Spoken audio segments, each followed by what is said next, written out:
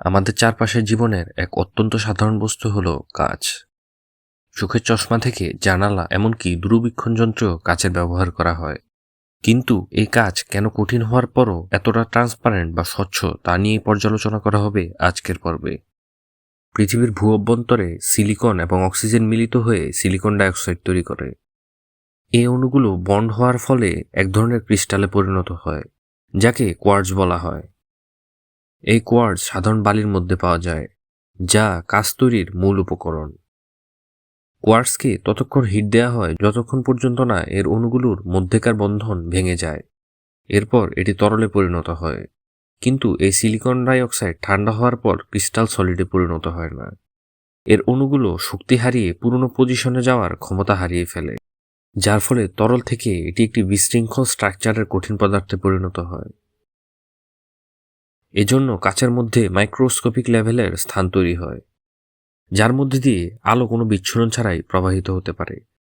কিন্তু আলো কাচের মধ্যে দিয়ে প্রবাহিত হওয়ার কারণ ভিন্ন। একটি পরমাণু নিউক্লিয়াসের চারপাশে ইলেকট্রন থাকলেও বাকি স্থানটি ফাঁকা থাকে। পরমাণুর আকার যদি ফুটবল স্টেডিয়ামের সমান হয়, তবে নিউক্লিয়াস হবে সেন্ট্রাল সার্কেলের সমান এবং ইলেকট্রন বালির কণার সমান। এর মধ্যে দিয়ে আলো সহজেই প্রবাহিত হতে পারে। কিন্তু তাহলে কঠিন বস্তুর মধ্যে দিয়ে আলো কেন প্রবাহিত হয় না? পরমাণুর ইলেকট্রনগুলোর বিভিন্ন ধরনের এনার্জি লেভেল বা শক্তি স্তর থাকে, যার ফলে পরমাণুগুলো সহজে স্থান পরিবর্তন করতে পারে না। তবে নির্দিষ্ট পরিমাণ শক্তি পেলে পরমাণুগুলো এক স্তর থেকে অন্য স্তরের দিকে ধাবিত হয়। আলোর ফোটন এই এনার্জি সঞ্চার করতে পারে, কিন্তু এই শক্তির পরিমাণ একদম সঠিক হতে হয়, নয়তো ফোটন এদের মধ্যে দিয়ে প্রবাহিত হয়ে যায়, যা কাচের ক্ষেত্রে হয়ে থাকে। এজন্য আলো কোনো বাধা ছাড়াই কাচের মধ্যে দিয়ে যায়, তাই কাচ ট্রান্সপারেন্ট বা স্বচ্ছ হয়। আবার কঠিন বস্তুর ক্ষেত্রে আলোর ফোটন এই বাধা পার করতে পারে না, তবে এক্স-রে রশ্মি তা ভেদ করতে সক্ষম।